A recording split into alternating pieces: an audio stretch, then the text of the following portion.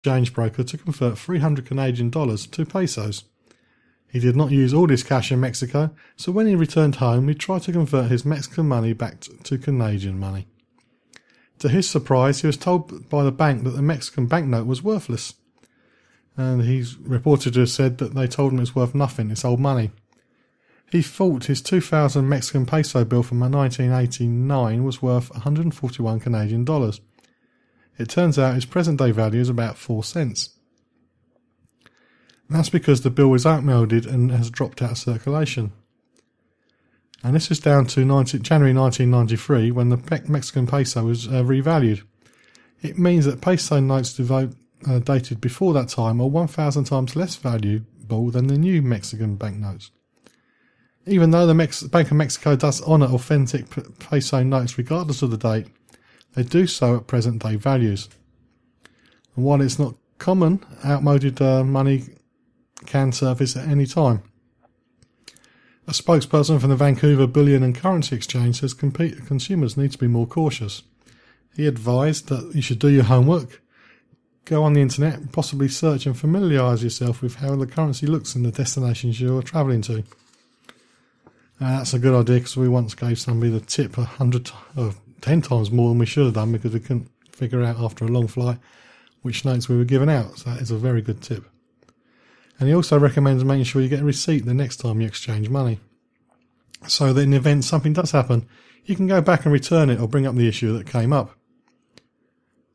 And also, industry experts recommend that when returning from a trip, exchanging your news currency to your home currency sooner rather than later, because you never know when currencies in another country may all of a sudden be devalued. I did have a funny money experience when I was in Mexico the first time. A cab driver switched the note I gave him for a counterfeit and insisted that he wasn't going to take it. So we had to give him another note and he gave me the worthless note back. Also, make sure you don't bring currency back into your home if you can't change it back. There are some currencies around the world where you can't get outside of the country you're visiting and you can't exchange back when you come back. And my wife has done that on her last 2 solo trips.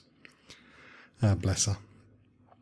Have you been caught out with counterfeit notes or outdated notes? Let me know. Facebook.com/John Guinn Travel Show. Checking it out before you check in on the John Guinn Travel Show on UKHealthRadio.com.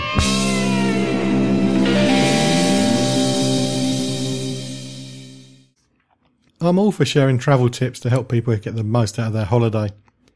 And of course, when you go around different experts, travel experts, which I like to include myself on the list, these tips can sound similar because there's only a finite amount of tips you can give out, I suppose. But anyway, here are some tips from an American expert called Samantha Brown. There's 21 tips she's listed 21 tips on this blog at tinyurl.com/ZWRPFVY. But I've skipped one of them because no way. Just no way. So let's just leave it at that.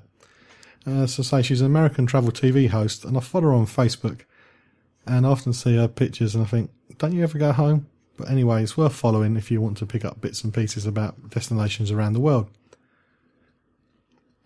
So here are the tips that she provides. And number 1 is hang the Do Not Disturb sign proudly, because you'll be amazed how many times the hotel staff want to get in your room. Number 2, not aimed at me. I don't do caffeine, but it says here, drink coffee wisely. And she goes on about a jet lag cure. She says, no caffeine 2 days before you travel. Upon arrival, don't go for a coffee. Wait until you can barely walk because you're so tired. And then order a double espresso. The seat pocket when you're in the airplane is not your friend. When flying, do not put anything in the seat pocket in front of you. You'll always forget it. Always. As an aside, my own tip from my list of tips is don't put anything in there anyway. It's full of sticky junk. You don't want that all over your camera case, your phone, your book or whatever. So just don't use a seat pocket. Take out the magazine, look at what films are on, put it back. That's it. Job done. Number 4, hello, please, thank you.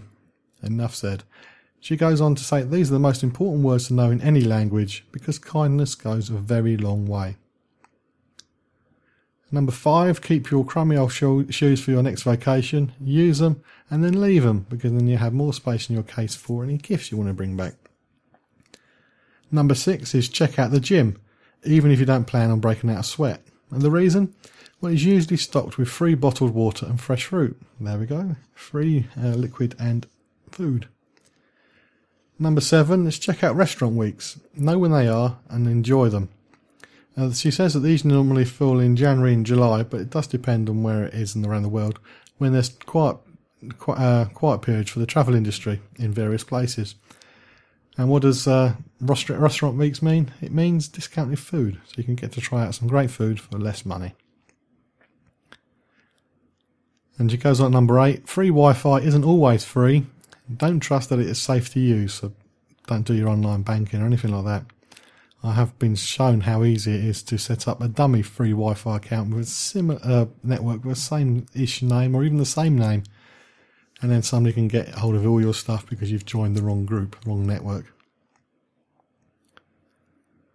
Anyway, the number 9 tip is one I'm not including because it's very unlikely to happen and possibly impossible in Europe. Basically, she said, photograph your passport and driver license on your phone. You may be able to get through with that. No, you won't. But maybe in America you can, but over here, no. Number 10 is make the neck scarf your number 1 travel accessory because it keeps you warm. You can use it to clean your phone, and it adds a little flair. I have to get myself a neck scarf. Number 11, which I do agree with, is just get lost. Go for a walk and wander. No maps, no apps, just have a walk around.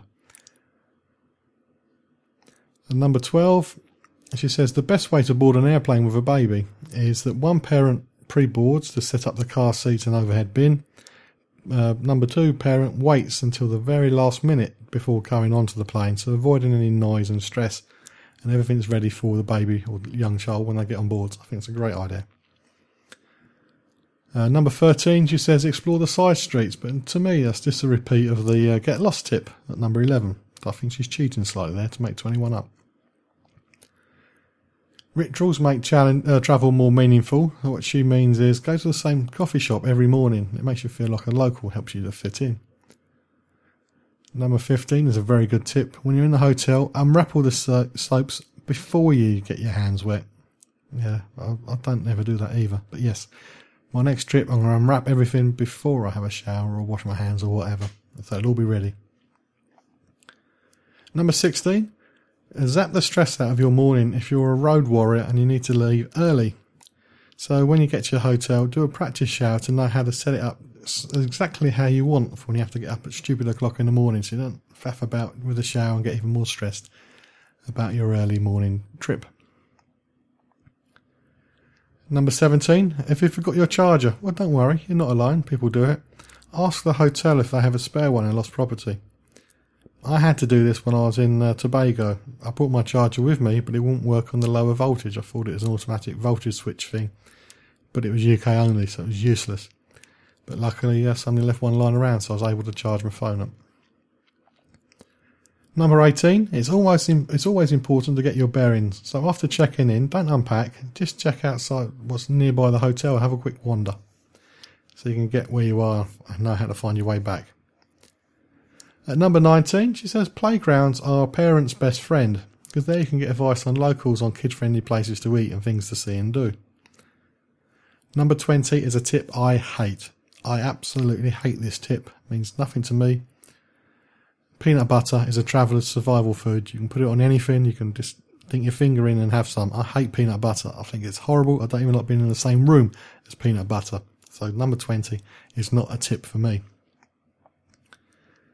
And number 21 is a subtle but important difference. She says, do not ask, do you speak English?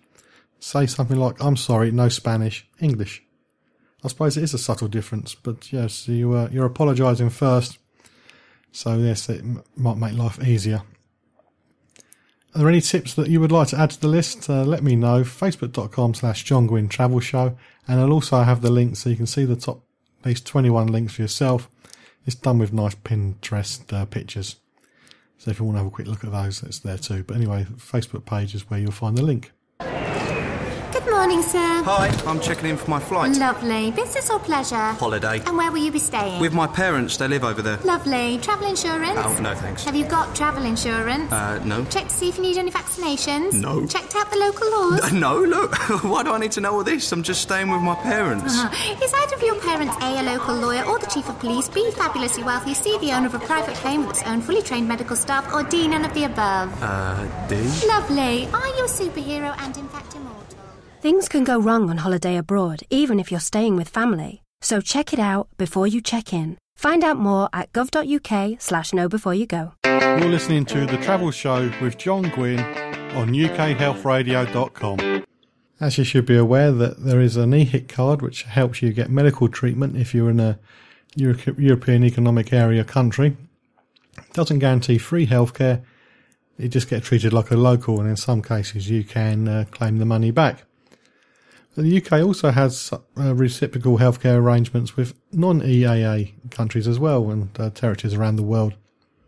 So if you're visiting any one of these countries and you need urgent or immediate medical treatment, it will be provided to you at a reduced cost, or in some cases free. This agreement does not cover the cost of returning you to the UK, which is known as repatriation, or routine monitoring of pre-existing conditions. The range of medical services in these countries which have these arrangements may be more restricted than under the NHS system over here. You should ensure that you have valid private travel insurance policy when travelling to any country. Always have travel insurance. Always check the small print. Always make sure it covers what you want to see and do and take part in. There you go. I've gone on about it again. So with this arrangement, you will be treated as if you're a resident in the country in question. And generally these agreements cover UK nationals living in the UK. If you're not a UK national, you may still be covered for some reduced cost of treatment if you ordinarily live in the UK. But don't rely on this arrangement because these arrangements regularly come to an end. For example, the reason for this little note here is the reciprocal healthcare arrangement with Barbados will terminate on the 1st of October this year. Back in January, this agreement also came to an end with various former Eastern Bloc countries, including Russia and Ukraine. So you should, I say again, make sure you have adequate travel insurance with you when you travel anywhere. And as I showed last week, even if you're travelling in the UK, make sure you're insured. So if you want to double check which countries do have this reciprocal arrangement, because it may save you with your excess or no claims or whatever, you can go to tinyurl.com/29JZ5FS, which lists all the countries that have the reciprocal health arrangements with the UK. But just to remind you one more time, always have travel insurance when you go anywhere. So I may have mentioned recently that I'm off to Antigua, but it's far too early for me to stay at the new hotel that's going to be built on the sister island of Barbuda. The Paradise Found project even is by Robert De Niro, and it's recently approved by the Antigua and Barbuda Prime Minister and the Ambassador, and construction is slated to begin in early 2017. De Niro, along with Australian billionaire James Packer, have purchased 859 acres in Barbuda, and this includes the former K Club resort, as well as over 300 acres of bufferland. When the project was first announced at the end of 2014, De Niro was named a special economic envoy for Antigua and Barbuda. The pair will spend more than $250 million developing the project, and of course it's going to make quite a difference to the population of less than 2,000 on the largely undeveloped island. Among the approved plans for the resort projects are a dedicated airport that will service private jets and helicopters, a main resort with 50 villas and cottages, each are going to have a private pool, and 6 overwater villas, all using eco-friendly technology. There will also be a super yacht marina built with 12 water moorings, as well as a main jetty dock and individual docks at each villa.